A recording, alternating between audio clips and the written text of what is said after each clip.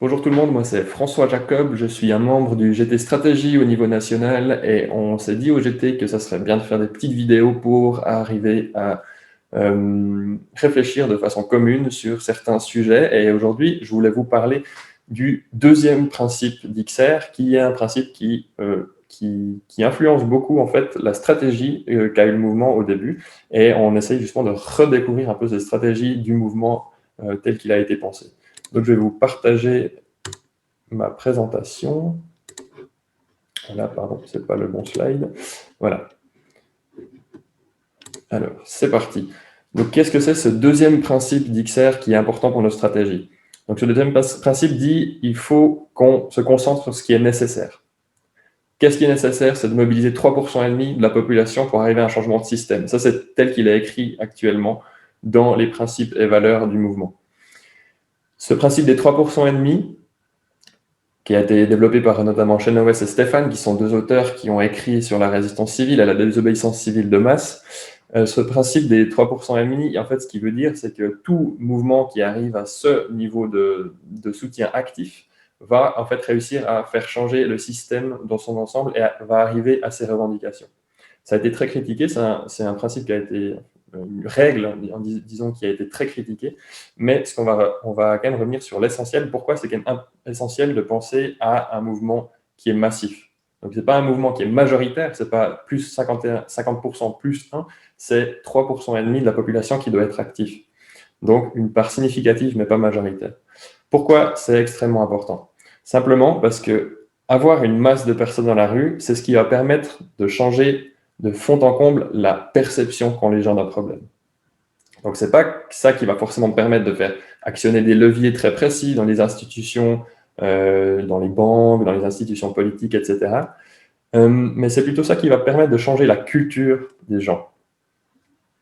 Et ce qu'il faut comprendre, c'est que XR n'est pas un mouvement conventionnel, de campagne conventionnelle. Ce n'est pas un mouvement qui va chercher à avoir des résultats concrets, par exemple dans le désinvestissement des énergies fossiles, ou bien par certaines banques. Donc, de façon précise, on ne va pas forcément aller demander à une banque d'investir maintenant. On peut participer à ce que font d'autres mouvements. Mais comme il a été pensé, ce mouvement, de façon générale, on n'est pas forcément là-dedans. On n'est pas non plus dans un mouvement de lobbying. On ne va pas se concentrer sur aller parler à nos politiques en pensant que ça va faire changer les choses. Donc nous, on se concentre sur ce qui est nécessaire, c'est-à-dire de mobiliser 3,5% de la population. Et tout ce qu'on peut faire à côté, ce n'est pas forcément des choses qui vont nous faire mobiliser ces 3,5%.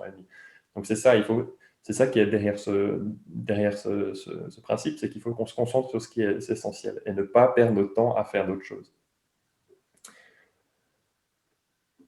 Comment on arrive à mobiliser 3,5% de la population? Donc on peut se dire justement, en ciblant une banque, en montrant qu'on est du bon côté des choses, c'est comme ça que les gens vont nous rejoindre. Mais alors ce qu'on voit, c'est que ce n'est pas forcément le cas. Ce n'est pas forcément en montrant notre vertu ou en montrant qu'on fait les choses bien, qu'on s'attaque aux bonnes personnes, qu'on va réussir à amener les gens avec nous. Ça participe, mais ce n'est pas que ça. Ce qui est important de faire, et c'est la base de la désobéissance civile non violente, c'est de polariser et de diviser directement les gens, donc le public. Ça peut paraître complètement contre-intuitif, mais en fait, c'est ce qui permet d'engager les gens dans notre processus, d'engager les gens à la fois contre nous, mais avec nous, et ce qui permet petit à petit de gagner du soutien. Donc, je ne sais pas si vous avez déjà vu ce spectre du soutien, comme on l'appelle. En fait, c'est que dans chaque action de désobéissance civile non violente qu'on fera dans l'espace public, en ciblant spécifiquement le public, les gens vont devoir se positionner par rapport à ce qu'on fait. Donc, ils vont devoir, par exemple, entrer en opposition active à ce qu'on fait. Donc, venir activement dire à la police de venir nous déloger, par exemple. Ou alors, ils peuvent se placer ailleurs dans le spectre. Et ce qu'on voit souvent, c'est que ces actions de désobéissance civile vont avoir tendance à déplacer les gens dans notre direction. Donc des gens qui étaient par exemple neutres, qui disaient rien par rapport à notre mouvement et à notre cause surtout, vont commencer progressivement à devenir des alliés passifs en disant oui, alors en effet, la cause est extrêmement importante, le climat, on voit qu'il y a des gros problèmes. Par contre, je ne soutiens pas la méthode. Donc ça, c'est des alliés passifs. Après, on aura des alliés passifs qui, jusqu'à là, par exemple, faisaient de la campagne conventionnelle, qui vont se dire, à un moment donné, oui, d'accord, on voit tout ce qu'on fait, c'est important, mais jusqu'à maintenant, on n'est arrivé à rien. Donc, il faut aussi, je suis aussi d'accord avec XR, avec les gens qui sont dans XR, il faut que je rejoigne ce mouvement et que j'aille dans la rue montrer mon opposition. Donc, ils vont devenir des alliés actifs.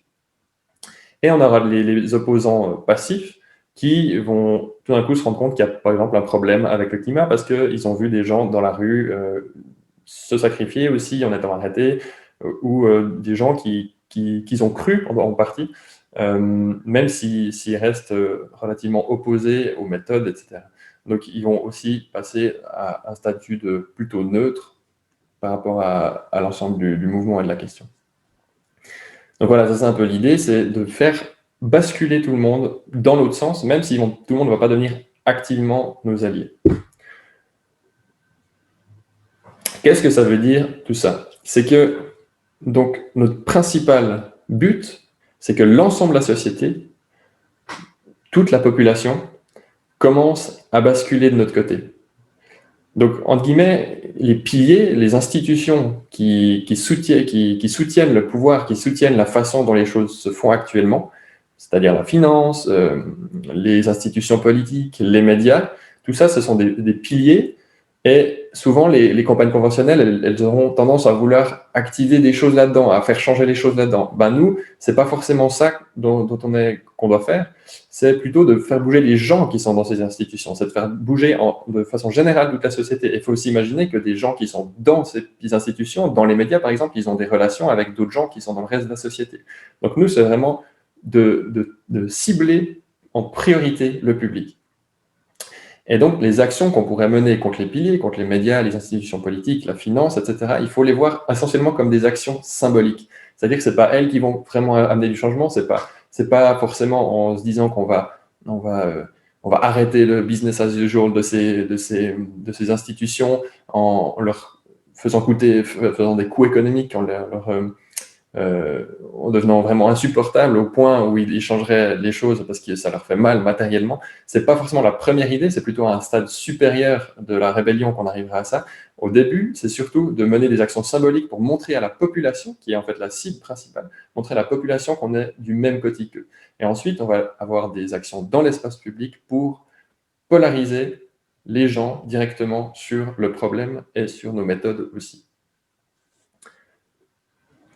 Ce qui est problématique avec ça, c'est que,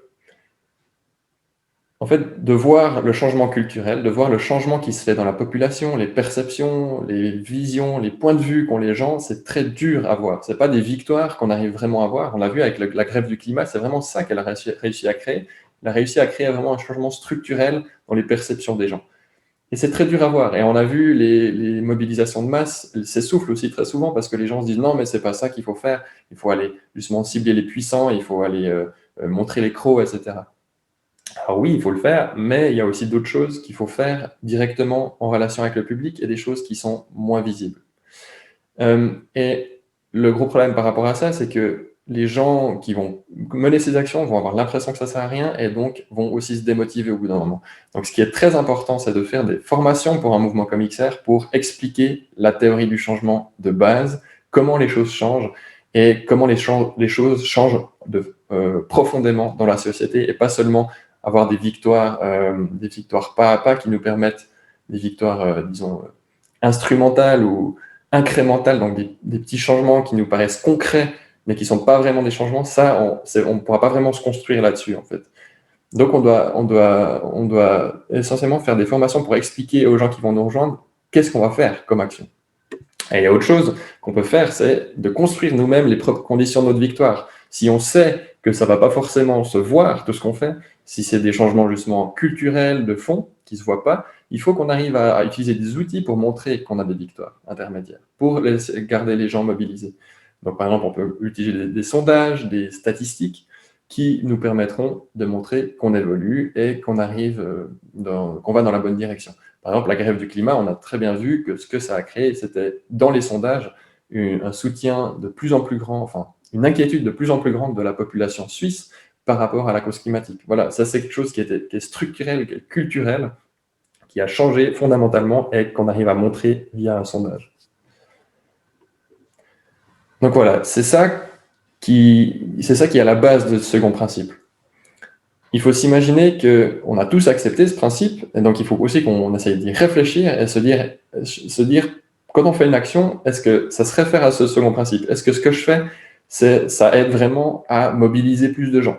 Parce que le but de base, même si la théorie des 3% et demi de Chenoweth est passablement critiquée, et je ne vais pas en parler maintenant, le but de base, on a quand même vu que les mouvements de masse arrivent à changer drastiquement les choses, arrivent à changer en profondeur les choses. Et pour arriver à ce niveau de mobilisation, il faut qu'on ait des actions spécifiques, et ces actions spécifiques, c'est ce qui est nécessaire. Donc voilà, j'espère que cette petite vidéo vous a permis un petit peu de réfléchir à ce principe, et puis ça nous permet à nous, en tant que groupe stratégique, de montrer aussi à quoi on réfléchit pour répondre à une stratégie à partir de tout ça, et à partir des sondages qu'on a fait à l'intérieur du mouvement, et ce genre de choses va entrer en réflexion va entrer dans nos réflexions. Voilà, simplement. Donc je vous remercie, et à très bientôt, j'espère, dans la rue.